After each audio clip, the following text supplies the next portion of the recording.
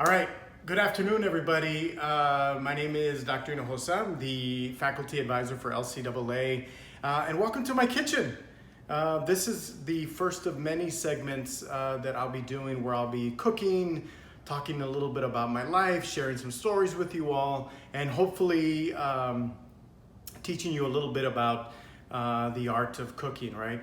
There's a lot of really great fantastic people that are getting on the internet right now and they're playing music, they're singing, they're putting on concerts, they're DJing, they're doing all kinds of things. I can't do any of that stuff, all right? But I think I can cook, all right? So let's do a little bit of that. Today, what's on the menu for today is Arroz Mexicano. Okay, so rice was always a staple at our house growing up. Mom would make it with any number of dishes, carne guisada, picadillo. Sometimes we would buy, and this was my favorite, sometimes we'd get like a box of Church's chicken and some tortillas de maíz and some rice. That was heaven for me, right? Actually, we rarely ate out, so when we did, it was heaven. But Church's chicken with some of this rice was fantastic. It was one of my favorites. So anyways, okay, this is the way I make it, all right? So let me show you. So we've got, you need some tomato sauce. You need an 8-ounce can of tomato sauce. This is the ticket, people, okay? Get you some of this Nor caldo con sabor de pollo. Get you some of this stuff, all right? And I use the little squares because then that way I don't have to measure. And you want to get yourself some of this. This is a really important spice, especially if you're from South Texas. Look at that. Hill Country Fair, baby, representing right here. All right, so you want to get some ground comino to go there. The rice, if you want to bring the camera up a little bit closer here.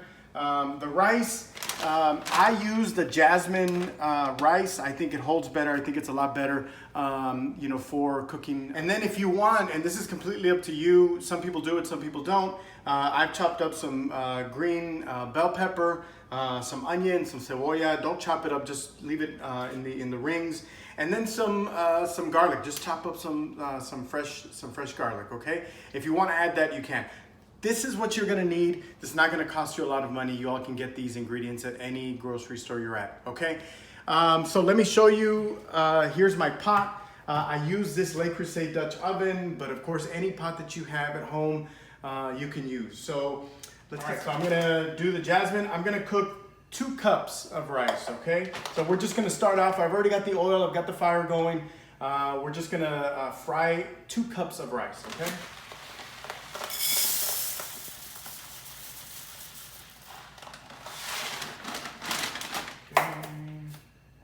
Perfect, all right. I'm just gonna throw it in here like this. All right. Get yourself something to stir. Get the camera in here so you can see. You just want to make sure that all of that rice gets all of that oil. Just surround it. Coat it with love, okay? You want to make sure you get the rice all coated with that oil as you are just moving it around, okay? You want to make sure that you cover it with love, all right? Cooking rice, it's all about love, okay? You got to put your soul into this, okay? All right. I've been frying this for about 5 minutes now, and I haven't left. I've been here the entire time moving the rice around. El arroz se te quema. If you move and you've got the fire going and you don't move it around, parts of it will burn and you could waste the rice. So you want to make sure that you stay by it, all right? And don't leave, okay? Once it starts to brown a little bit, that's when I like to put in the green pepper. Throw that in there. Starts to smell really good. Okay. You want to put the entire sort of rings of onion, throw them in there, and then put some of that garlic in there as well. Okay. All right, and you want to just keep stirring that, just like that. Keep moving that around. You want to get the camera so you can take a look at it. Put the camera in. As you can see, some of it is starting to brown. And I've got a good amount of heat going, so you just want to just keep moving it around. All right? Be patient. Patience is the key with making rice. And love. Did I already mention love? Love is critical. But love is critical with anything, right? Okay. enough of that. Okay, so bring the camera up so you can see. We are ready to turn off the heat. You see that it has browned up pretty good. It's still a little white here, but it hasn't burned. But we've browned the rice, I think, to a good amount. So what I'm gonna do now at this point, and I haven't moved from here either. I've stood here the entire time moving this around.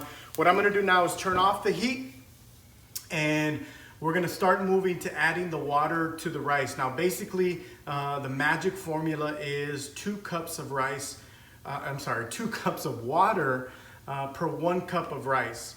When I make 2 cups, and the more rice you make, the more complicated it really gets. So you have to sort of, the experience that I've done with rice, I've had to adjust the formula a little bit. So what I do when I make 2 cups of rice is I actually put only 3 cups of water. So I put 1 cup less, and that's primarily just so that it doesn't get too soupy, okay? So we're going to add, I'm making 2 cups of rice here, so I'm gonna add 3 cups of water, which I already have magically prepared right here. Look at this. Okay, we got the sizzle. Great.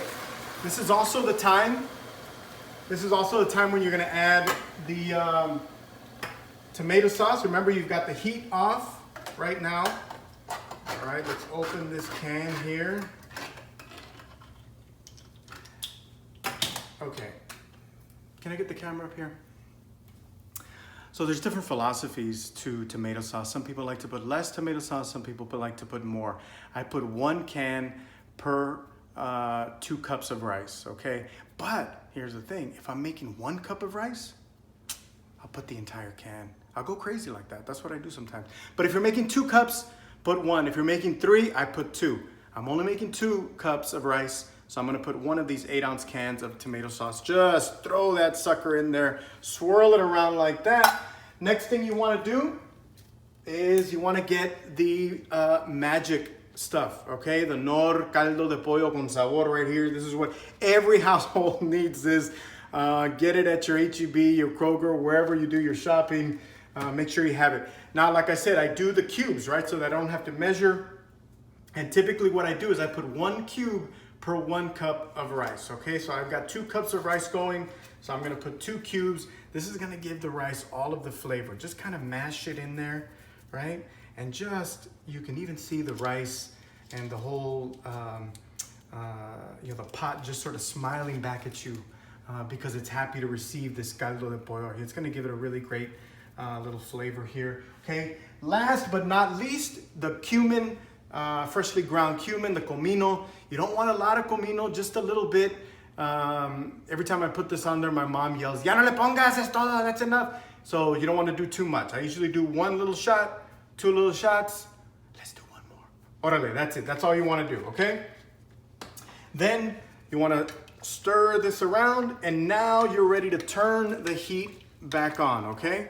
All right, so you see that looks really good, right? That looks fantastic. Okay, let's turn on the heat. You want to do kind of like a medium heat and stir it up really, really nice, okay? And the next 10 minutes, look at me, let's get the camera over here. The next 10 minutes are gonna be the key in terms of whether you succeed or not with this rice, right? Okay, so we'll see how we do, okay? We're not done yet, okay? So we have to be very, very careful. Here's what we're gonna do. I'm gonna put the lid on it. I got a good amount of heat going. The other thing that you wanna worry about with the Dutch oven, creates a lot of heat. Whatever pot you have, it depends how much heat it creates and all that. You're gonna have to learn that because you don't wanna overcook it and you don't wanna undercook it. It's really, it's a balance, and that's why you haven't seen me move. I've been here the entire time. When you're making arroz, you've got to give it your all, your entire heart, your entire spirit, your entire soul has to go into making that rice. And like I said, the next 10 minutes are going to determine whether or not everybody's going to be happy or if people are going to be complaining about the rice, okay? All right, we'll be back. Okay, so I'm here, I haven't moved. I lowered the heat a little bit. It was cooking too much, so I lowered it. I do stir it maybe once, maybe twice. You don't want to overdo it, right? There are no exacts in cooking rice. You really have to, it's a feeling game, right? How much heat do you have? How much water did you add? And just not stirring it all that much, just a little bit. I think we're gonna be ready here real soon. All right. Okay, I'm gonna show you what it's gonna look like when I turn off the heat and just let it cook on its own inside of this Dutch oven. So you see that? The water's not completely evaporated, but it's pretty darn near close. So I'm gonna close the lid and I'm gonna cut the heat and I'm gonna let it cook on its own from here on out. And again, the key is don't move. Stand close to the rice. Be one with the rice, right? And give it all the attention that it needs. Okay. All right. We'll be back soon. So cooking always takes me back, especially making a pot of rice. It was some years ago when my sister said, "Hey Felipe, why don't you make the rice?" And we was a large family gathering. And I had already had a little bit of practice making it, and so I made it. Everybody loved it, and from there on out, I'm the one that makes the rice for the entire family, which is totally fine. But it always takes me back. I grew up in a big family, and I've got 5 sisters and 1 brother. I grew up in Brownsville, Texas. Went to JT Canales Elementary. Went to Perkins Intermediate, and then to Rivera High School. And if you know the layout of Brownsville, you know that those schools are rather scattered.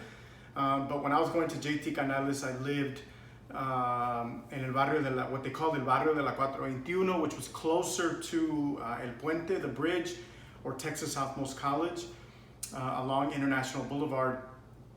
And then when I was in 7th grade, we moved near the Brownsville Airport, which is a completely different side of town. And that's when I went to Perkins Intermediate. It was the other day when I was thinking about being a student at Perkins Intermediate, and all the teachers. We had a lot of really great teachers that I remember fondly in 7th and 8th grade. But one that I remember, her name was Miss Nylander. Some of you might remember Miss. I think she must have been. We didn't know this, but I think she must have been Teach for America, because she was white and from the north, and there were not a lot of teachers. Number one, that were white. And number 2, that came from the north. And so there was, maybe there were, but in our little world, for what I remember, I don't remember too many. And so I remember Ms. Nylander, very progressive. She used to put on the Indigo Girls, the music, and she used to talk a lot about racism and social inequality. And we were just una bola de caballos, pobrecita. Like, I feel so bad in retrospect, because she was such a wonderful teacher. And I can't remember if it was like 7th or 8th grade, but at least, and she was a history teacher, and at least the class that I was in, boy, did we make her life miserable. I just remember her being supremely frustrated with all of us. Here she was. This was her moment to rescue these Chicano kids, these small, sort of chubby little kids there, trying to do what we could, in growing up in Brownsville. And we made her life miserable. So Miss Nylander, wherever you are, I hope it worked out for you well all these years. And just know that you left a deep impression on all of us, because there's some of us that still remember you and still talk about you. So you have teachers right now that are doing extraordinary work. They're out there, they're online, they're doing everything they can. As a student, give them your love, give them your respect. They're working really hard because they deeply care about you and your future. So much love to all the teachers. Much love, especially today, to Miss Nylander, all right? And to Perkins Junior High in Brownsville, Texas. Go Stallions. Okay, so I've had it cooking here on its own, no heat, for about 10 or 12 minutes is what you want to leave it. And again, it just depends every single time, but I'm gonna open it, and then I want you to bring the camera in so you can get a good look. All right. See that right there? And I've already gone in before this and kind of stirred it around, but we're ready to go. It's ready to eat as we go right there. You know what? I am going to get a spoon from here, and then I'm just going to do a quick test.